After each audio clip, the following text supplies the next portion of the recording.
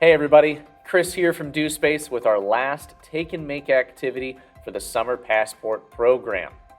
We've been incredibly busy this summer with a lot of different activities, from catapults to zoetropes to sound visualizers, and I really think you're going to enjoy this last one.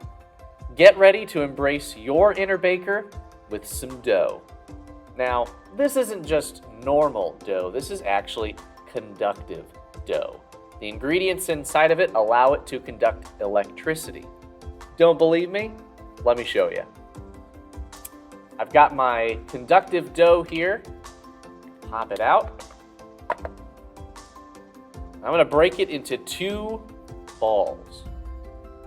Now, we've also got an LED light and a battery pack.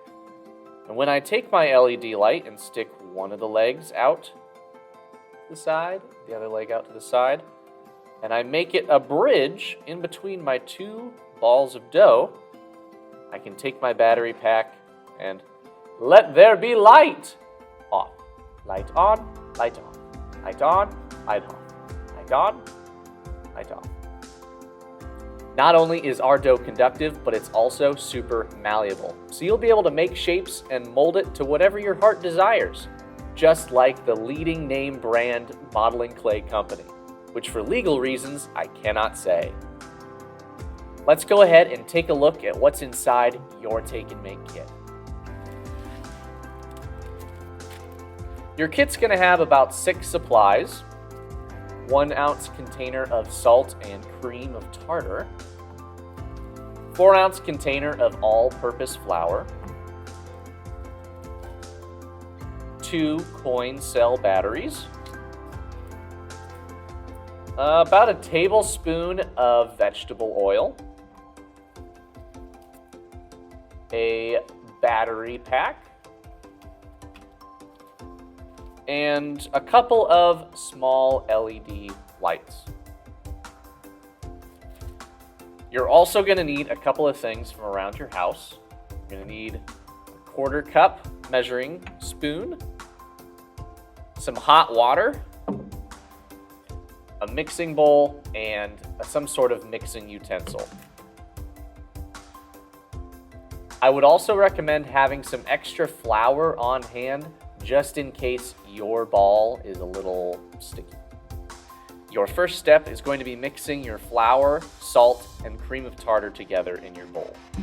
I've already got my flour in here. I'm going to go ahead and open up my 1 ounce container, toss it in, take my stirring implement, make sure that gets nice and mixed up. I hope that stirring sound isn't too grating on your ears. To me, it sounds like nails on a chalkboard. Next, we're going to add our vegetable oil. So take your small container, go ahead and drizzle in your oil on top of your flour.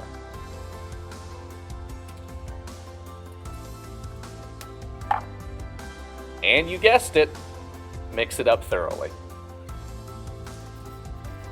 Your oil is going to congeal to your flour and make these little balls, but try your best to get it as mixed up as you can. We're going to take our hot water and measure out about 1/4 of a cup. And I made an absolute mess. We're not going to add all of the water at the same time. We're going to add it in bits to allow the water to really mix in with the rest of the flour, salt, tartar, and oil mixture.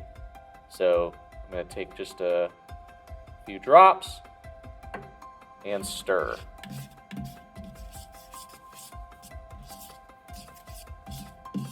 Should start getting a lot more clumpy.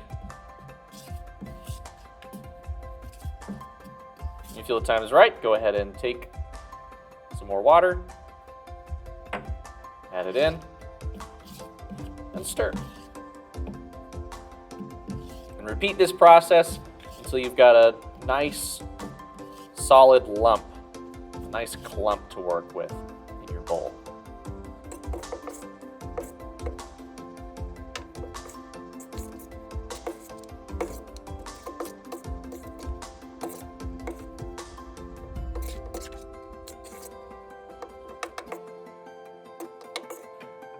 If you get to a point where your lump is pretty solid, you can stop adding water. The more water that you add, the more sticky that your mixture is going to be, and you'll need some extra flour to counteract all of that stickiness. Once you've got a nice lump, that looks a little bit like this, take it out. I'm just going to start to knead it in my hands. Start to roll it so I can get an even distribution of all of our materials. While you're kneading your dough, feel free to live out your fantasy of being a famous pizza chef. When the moon hits your eye like a big pizza pie, that's amore. As I mentioned earlier, if your dough is too runny, feel free to add more flour to thicken it up. And if it's too solid and you're not getting any of that elasticity, add a little bit more hot water. It's not an exact science. You do what you feel necessary to get the proper consistency that you're looking for. I've got my lump of dough, and now it's time to put it to the test. Go ahead and grab your battery holder, and on the end opposite of the wires, you'll be able to open it and place your batteries inside. You can pop the batteries straight out of the back of their cardboard containers. The positive end of a coin battery is the flat end with the writing, and the negative side is the one that has sort of that cross hatch marks. You're going to want to put the cross hatch marks on the inside slot, and then the cross hatch marks facing upwards on the outside mark. And then we'll close this up. And there's an on and off switch right at the top by the wires for your battery holder. Once your battery holder is turned in the on position, go ahead and set it off to the side. Take your ball of conductive dough, break it in half, and stick them so there's about a 1/2 inch in between. Go ahead and grab one of your LEDs.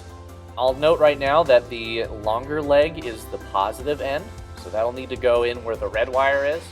The shorter end is the negative end, and that'll have to go where the black wire is. So if I fold out my legs, make that bridge like I did earlier, my longer leg in the left, shorter leg in the right. If I take my battery pack and stick the arms in, look at that, we've got liftoff, we've got light. It's important to leave a gap in between your conductive dough so that the only way for the electricity to flow is through your LED. For example, if I were just to have my big old single lump here, and I took my LED and I stuck it straight in here, and then put my wires in, and nothing's going to light up because there are so many paths for the electricity to move through. So it's traveling all throughout your dough and not enough to power the light in between those two legs. What will you end up making with your conductive dough? A heart? A snowman? A superhero mask? Whatever you end up creating, I'm sure it's going to be terrific.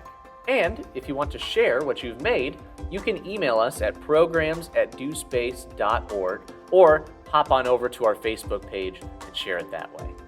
We'll still have 2 more weeks of drop-in classes to end the month of July, and then we'll have our evening classes in the month of August for you to continue to rack up points for your summer passport program. Make sure that you're tracking all the classes that you've been attending and all the take and makes that you've been constructing on your Beanstack account so that you too can win very cool STEM prizes.